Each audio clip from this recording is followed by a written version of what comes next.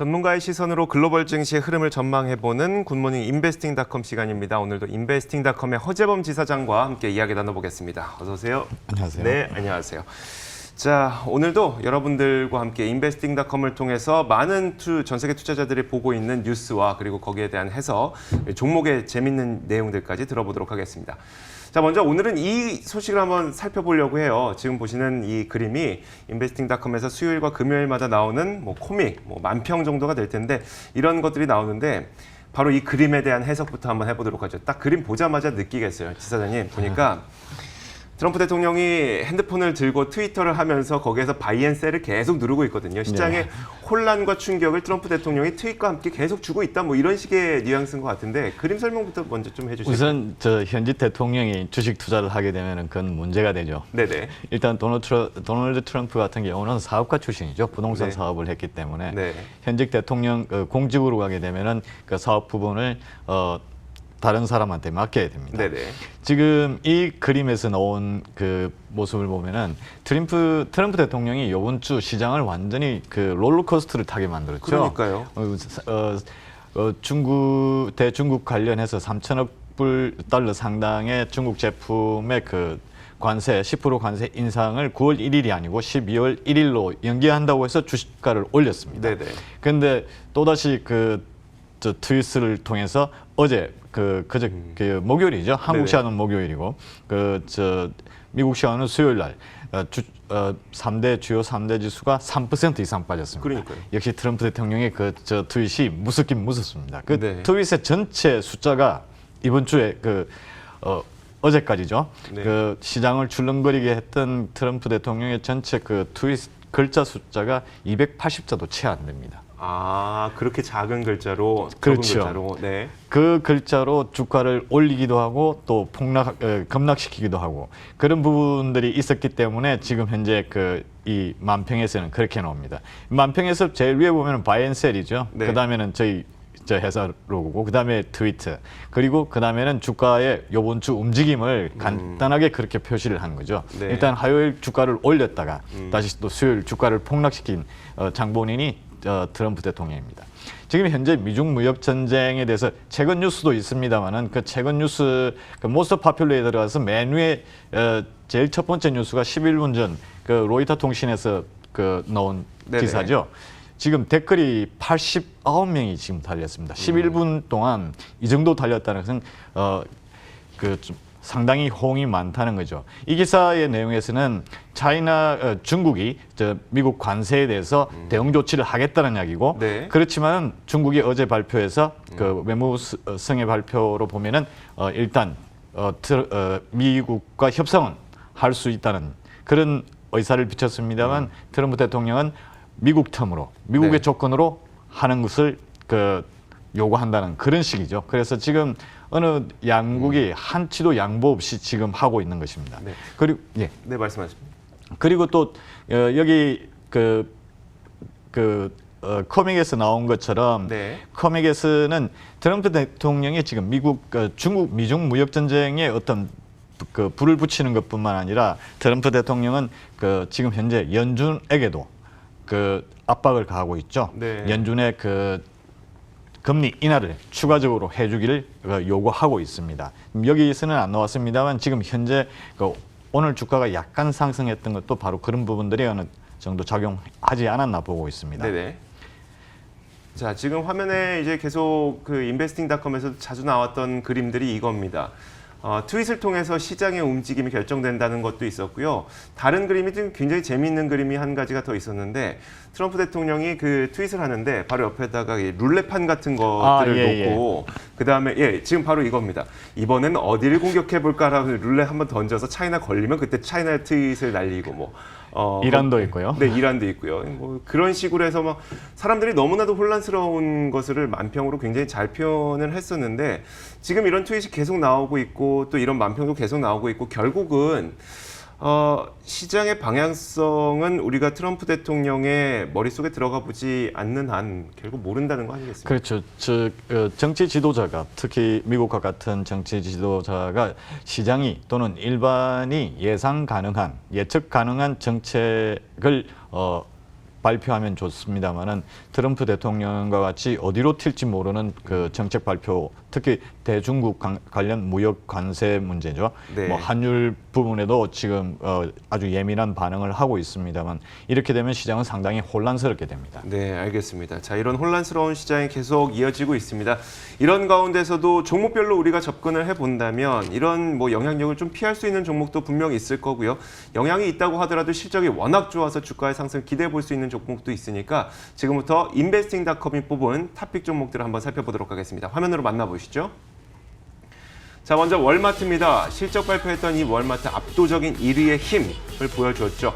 알리바바도 실적 발표했는데 마윈 없어도 이렇게 좋은 실적을 발표하면서 기업이 좋은가라는 생각도 들고요. 자, 시스코는 미중 분쟁의 피해주다라는 이야기를 하고 있습니다. 이어서 마지막으로 피보탈은요. 인수합병의 호재가 있는 기업인데 이 내용들을 한번 하나씩 지금부터 살펴보도록 하겠습니다.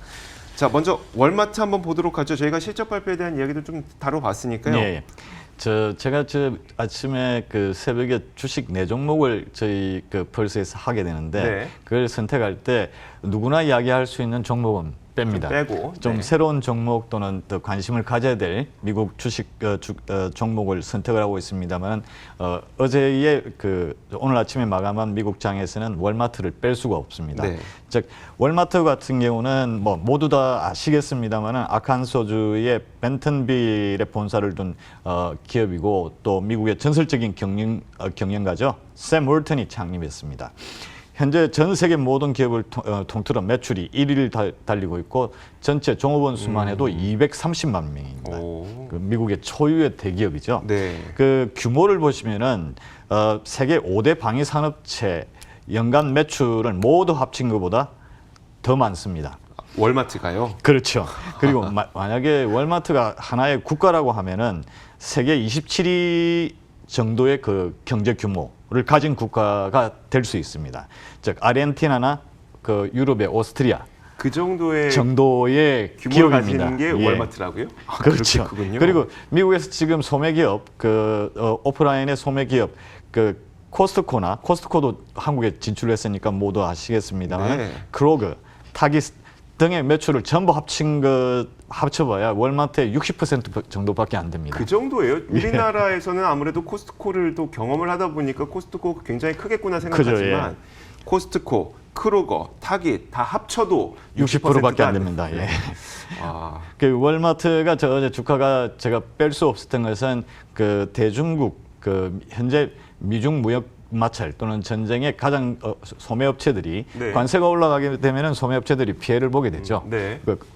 단가가 올라가니까요. 그런데 미중 무역 전쟁이 월마트의 2분기 실적에는 큰 영향을 주지 못했다는 것 때문에 월마트를 선택했습니다. 네, 알겠습니다. 자, 아무래도 그 월마트와 같이 전 세계적으로 가장 큰 덩치를 갖고 있는 그리고 아르헨티나와 경제 규모가 거의 맞먹는 이 정도의 기업은 그런 충격들도 어떻게 좀 잘 피해갈 수 있지 않을까? 그렇죠. 또 월마트 하면 또 한 가지 문제가 최근 3일이죠. 네. 그 텍사스 엘파소 지역에서 총기 사건이 있었죠. 있었죠. 그래서 여러 명이 사상을 하고 부상을 당했습니다만은 월마트가 하나의 그 미국의 총기 사건의 타겟이 되고 있습니다. 그 이유는 월마트에서 그 할인점이기 때문에 네네. 모든 종류의 상품을 팔고 있습니다만은 그 총기 게임도 네네. 팔고 또 실제 월마트에서 총기를 또 살 수 있습니다. 그런데 이 총기 사건 이후에 월마트가 그 총기 게임에 대해서는 판매 중지 또는 매장의 선반에서 네네. 없앤다고 이야기를 했습니다만은 아직 총기를 팔고 있기 때문에 어딘가 모르게 좀 모순적인 발표가 나온 거죠. 알겠습니다.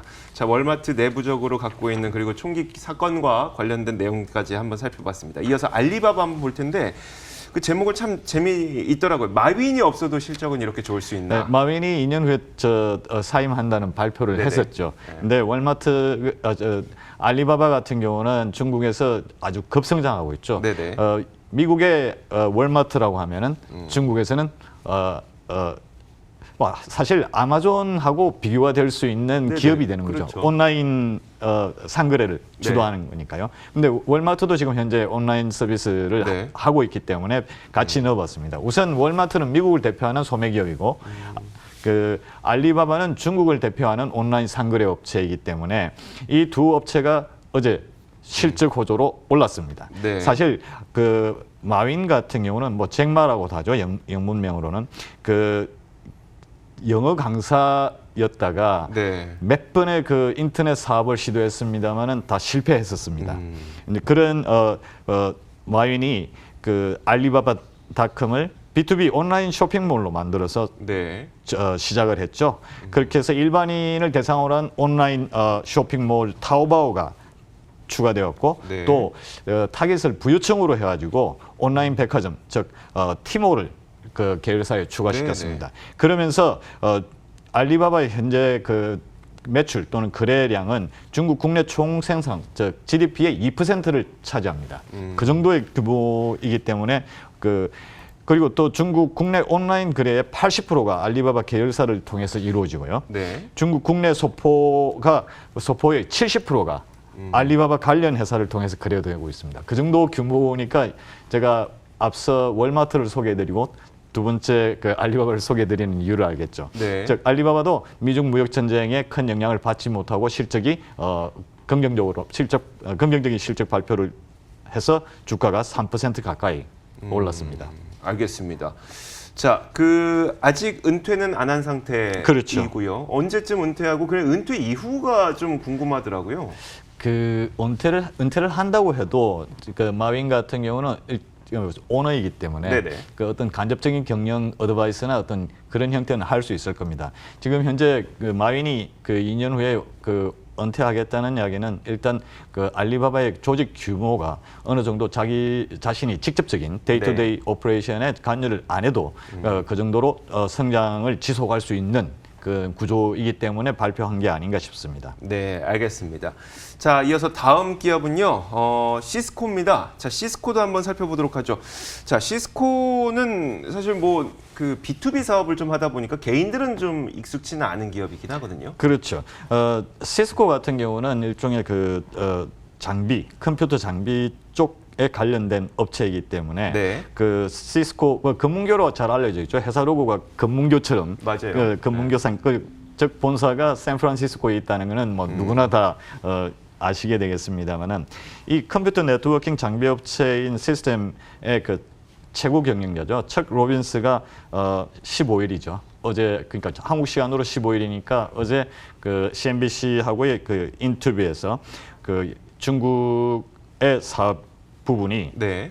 상당한 영향을 아주 피해를 보고 있다라고 발표를 했고 그다음에 브렉시트로 인해서 영국 쪽의 사업에도 상당히 그 피해를 보고 있다고 발표를 했습니다.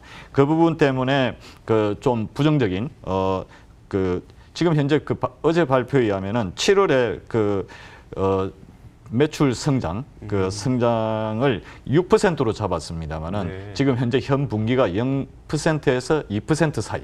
그러니까 미중 무역 분쟁에 피해를 크게 보고 있다는 것을 이 실적 발표 성장 퍼센테이지를 보면은 금방 알 수가 있죠. 네. 그 때문에 그 주가가 그진 9% 이상 폭락을 했죠. 자, 기업별로도 진짜 뭐 시장에서 이 기업이 무역 분쟁에 피해주다 그리고 수혜주다 아무리 얘기를 해도 실제 기업이 그 실적을 발표해야만 이걸 우리는 좀 알 수가 있게 그렇죠. 되는 거네요. 알겠습니다. 너무 소문만 듣지 마시고 그게 이제 실적에 실제로 어떻게 반영되는지를 좀 봐야 될 것 같습니다.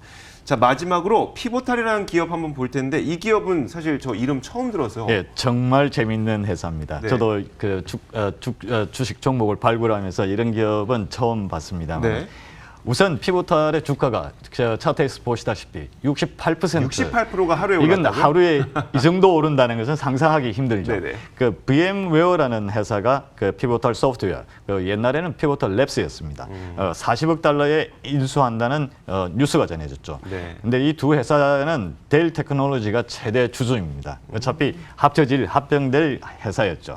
그 피보탈의 주 업무는 다른 IT 기업 직원들에게 프로그래밍 관련 교육을 제공하는 기업입니다. 네. 그런데 얼마나 이 기업이 그 성장 가능성이 있냐면요.